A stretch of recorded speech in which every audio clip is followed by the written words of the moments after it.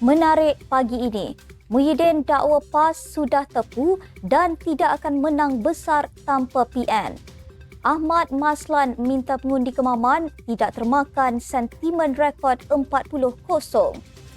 DAP target 80% pengundi Cina sokong calon Barisan Nasional. Profesor Agus dan Wahab akan dipanggil ke Bukit Aman.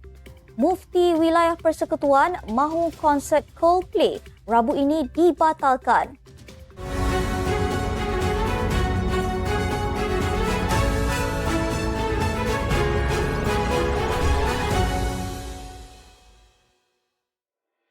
Assalamualaikum dan salam Malaysia Madani. Bersama saya Asma Ismail dalam Netstep News edisi pagi Isnin 20 November 2023. Sebelum itu, jangan lupa untuk subscribe YouTube Netstep TV dan follow Facebook Netstep Malaysia.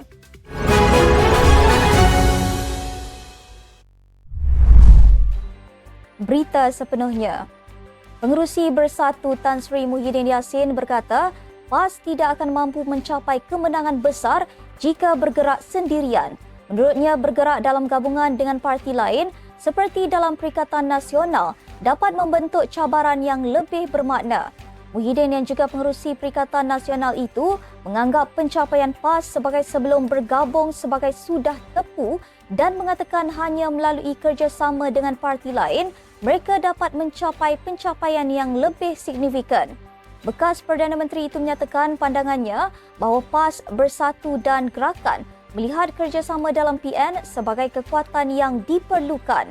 Beliau menekankan bahawa PAS tidak boleh bergerak sendirian untuk mencapai kemenangan besar. Muhyiddin berkata dengan gabungan dalam PN, PAS dapat mengumpulkan undi yang luar biasa. Sebagai contoh, beliau merujuk kepada PRU tahun lepas di mana majoriti PAS meningkat secara signifikan. Muhyiddin juga yakin PAS tidak akan meninggalkan PN meskipun Perdana Menteri Datuk Seri Anwar Ibrahim sebelum ini ada mengundang PAS untuk menyertai kerajaan perpaduan. Menurutnya, kerjasama antara PH dan PAS tidak akan berhasil kerana keduanya tidak sehaluan dari segi ideologi dan pegangan agama. Sebelum ini, Datuk Seri Anwar telah menawarkan PAS untuk bekerjasama dalam kerajaan perpaduan tetapi tawaran itu ditolak. Pengundi pilihan raya kecil PRK Kemaman diingatkan untuk membuat pilihan bijak dalam pilihan raya tersebut dengan mengundi satu-satunya wakil ahli parlimen daripada Barisan Nasional di Terengganu, Datuk Seri Ahmad Maslan, ahli kerja tertinggi MKT UMNO, menekankan supaya pengundi tidak terpengaruh dengan sentimen yang menyatakan rakyat Terengganu perlu pertahankan rekod 40-0 pada pilihan raya PRN sebelum ini. Beliau berkata mengekalkan telur yang dimaksudkan sebagai sifar ahli Parlimen BN di Terengganu tidak memberikan manfaat kerana walaupun calon PAS memenangi PRK Kemaman, Terengganu tetap menjadi pembangkang di peringkat kerajaan pusat. Ahmad Maslan menjelaskan banyak pembangunan yang ada di Kemaman dilaksanakan semasa Barisan Nasional memerintah. Sebelum ini, Naib Presiden PAS Dato' Idris Ahmad berkata rakyat Terengganu masih dengan mood 40-0 menolak kepimpinan UMNO, PKR, Parti Amanah Negara Amanah dan DAP.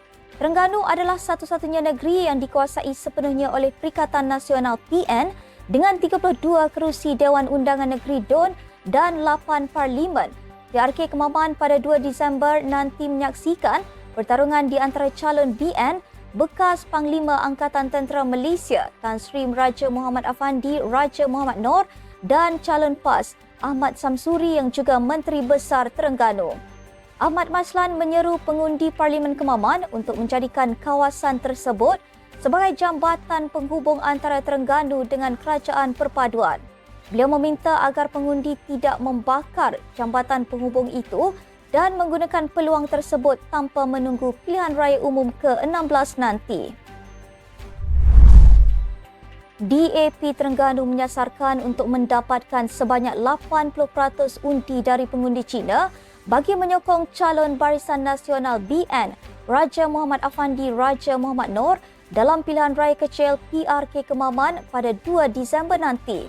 Pengerusi DAP Terengganu Eng Chai Hing percaya bahawa matlamat itu boleh dicapai dengan menggunakan strategi kempen yang tepat, termasuk mengadakan siri penerangan bersemuka untuk memastikan pengundi Cina memahami dan menerima agenda kerjasama antara Pakatan Harapan dan Barisan Nasional.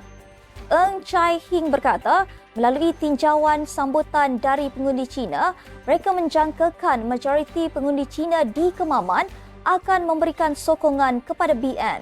Beliau berkata ahli DAP sebelum ini kurang memberi undi kepada BN, tetapi situasi berubah selepas PH dan BN membentuk kerajaan perpaduan di Putrajaya setahun yang lalu. Walaupun begitu, beliau mengakui bahawa masih terdapat beberapa pengundi bukan Islam yang mungkin tidak dapat menerima kerjasama antara PH dan BN disebabkan oleh sejarah permusuhan politik yang panjang dan beberapa pemimpin UMNO yang terpalit dalam kes rasuah. Pilihan Raya Kecil Kemaman menyaksikan pertembungan 1-1 antara Raja Muhammad Afandi yang juga bekas Panglima Tentera mewakili Barisan Nasional dan calon PAS Ahmad Syamsuri Mukhtar yang juga Menteri Besar Terengganu. Bekas Ketua Pengarah Jabatan Komunikasi Komuniti JKOM, Datuk Dr. Muhammad Agus Yusof dan penolong pegawai JKOM, Abdul Wahab Abdul Kadir akan dipanggil semula untuk memberi keterangan mengenai video tular berbaur lucah. Unit Siasatan Jenayah terkelas di Jabatan Siasatan Jenayah Bukit Aman kini mengandalikan siasatan berkaitan kes berkenaan yang sebelum ini ditangani oleh Polis Selangor. Pengarah JSJ Bukit Aman, Datuk Seri Muhammad Syuhaili Muhammad Zain berkata, kedua-dua individu terbabit akan diminta datang ke Bukit Aman untuk proses merakam percakapan mereka. Beliau menyatakan bahawa proses rakaman keterangan akan dilakukan dalam masa terdekat, sementara butiran mengenai tarikh dan lokasi proses tersebut masih dalam perbincangan.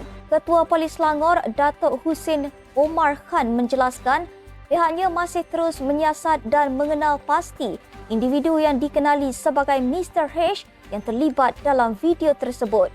Katanya siasatan telah dijalankan dan telah diserahkan kepada JSJ Bukit Aman untuk tindakan selanjutnya. Husin Omar juga berkata, siasatan akan dikemas kini jika terdapat maklumat baharu dalam perkembangan kes berkenaan. Sebelum ini, satu video yang memaparkan perbualan melalui panggilan video antara Muhammad Agus Yusof dan Abdul Wahab tersebar di media sosial. Dalam satu sidang media, Abdul Wahab mendakwa bahawa beliau diarahkan untuk merakam panggilan video tersebut sebagai perangkap terhadap Muhammad Agus. Wahab berkata video itu diserahkan kepada Mr. H dengan versi yang dikatakan tidak mempunyai suara. Namun, walaupun video itu didakwa disunting menggunakan teknik voice over, kelakuan Muhammad Agus dalam video tersebut menimbulkan tanda tanya apabila dilihat bercakap secara tidak formal dengan pegawai bawahan.